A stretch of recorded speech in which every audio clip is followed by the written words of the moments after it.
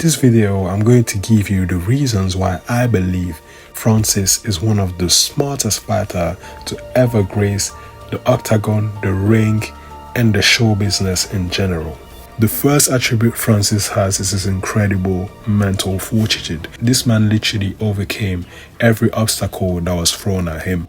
He was living in Cameroon in poverty when he realized that he wanted to be a boxer just like Mike Tyson. And everybody thought it was crazy. But none of that got to him. He never let the negative things people were saying get to his head.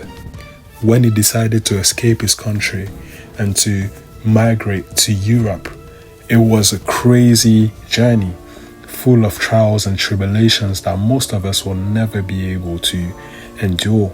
He's seen people die on the journey, mothers abandoning their babies.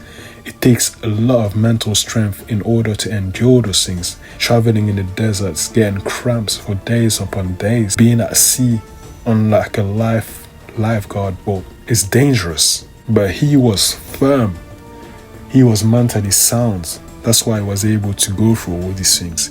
Being in prison, I believe in Morocco for a long time, and trying to cross the barrier over and over again into Spain. When Francis finally got to the promised land in Paris, it wasn't over because he didn't have an accommodation, so he was forced to live on the streets. He was homeless for a bit. But none of that deterred him. He was very firm in his mental state. He was not depressed, nothing like some of us will be. And he eventually figured out a little solution. I want to be a boxer. I don't have an accommodation. Let me see if I can find a gym where I can stay and train. And eventually he talked himself into living in the gym where he's been training in France. All these experiences that Francis had prior to even coming to Europe gave him a second mental attribute: the ability to stay calm under extreme pressure, both in and outside of the cage.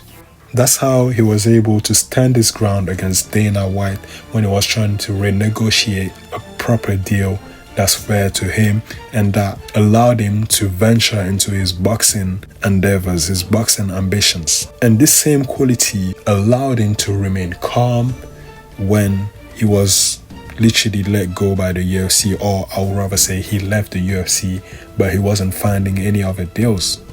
He rejected many other companies like Bellator and One Championship, and eventually, with this patience and calmness, even though everyone was saying that he fumbled the bag, he secured the deal of a lifetime with PFL, which would allow him to be rewarded very, very handsomely as an MMA fighter, and also enable him to go into boxing independently. After that, this man went out of his way to find Tyson Fury and negotiate the fight and put that fight together individually. Obviously, he had a team, but that was his initiative. He didn't need PFL to do it for him. He didn't need Dana White, Big Dana, to do it for him. He done it by himself.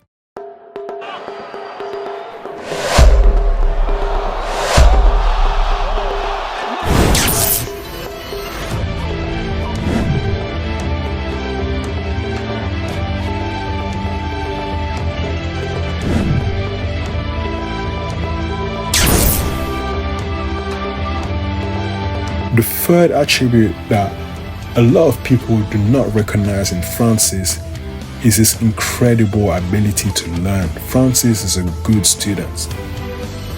Before his fight with Cyril Gane, no one saw him as a multi-dimensional fighter. However, people were surprised when at the halfway point of the fight, Francis went from striking to grappling to have an advantage over Cyril. Just because up to that point he was just using his power and striking, people assumed that he didn't know anything else, but really and truly he was quickly learning grappling, but never felt the need to use it. Now let's take a look at the knockdown. We talk about finishers,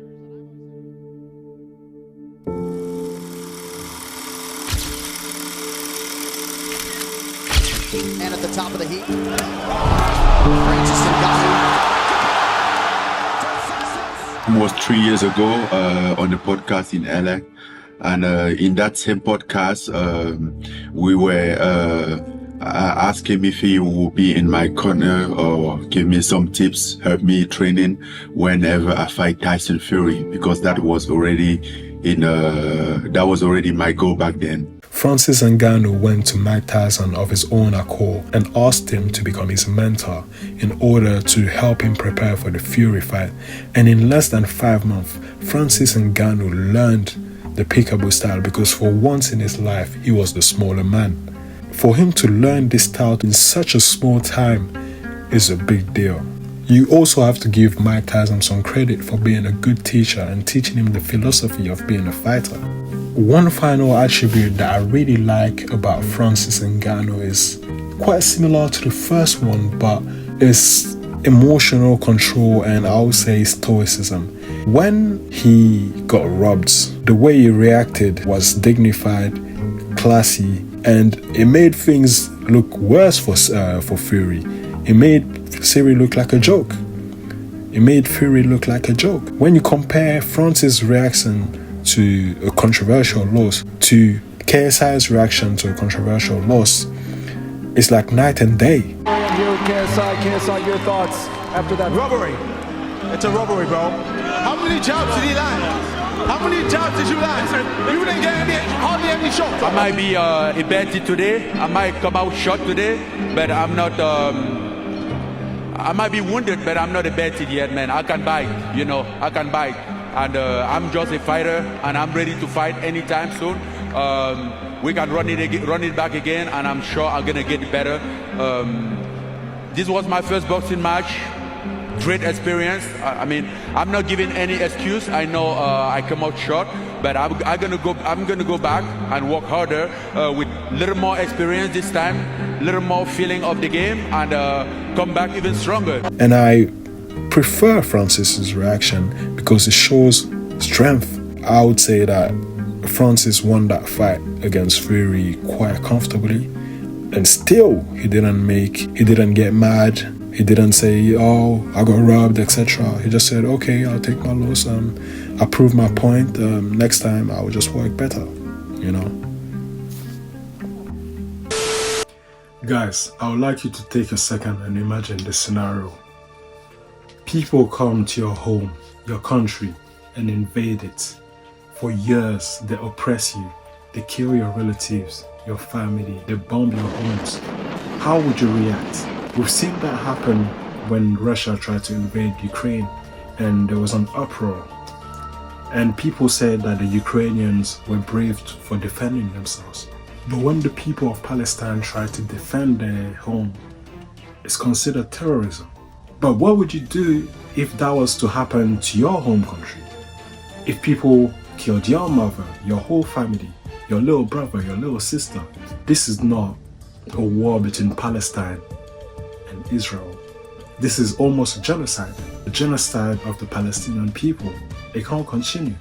So I would like you guys to take some time, go down in the description and donate to the Palestinian cause for the people that are getting bombed, to help with rescue, to help with food, because they're not getting the support we want. We can make as many posts as we want. We can do as many marches as we want. But what we need to do is concrete and clear actions. So I'd like to invite you guys to donate. Even if it's £1, $1, it doesn't matter.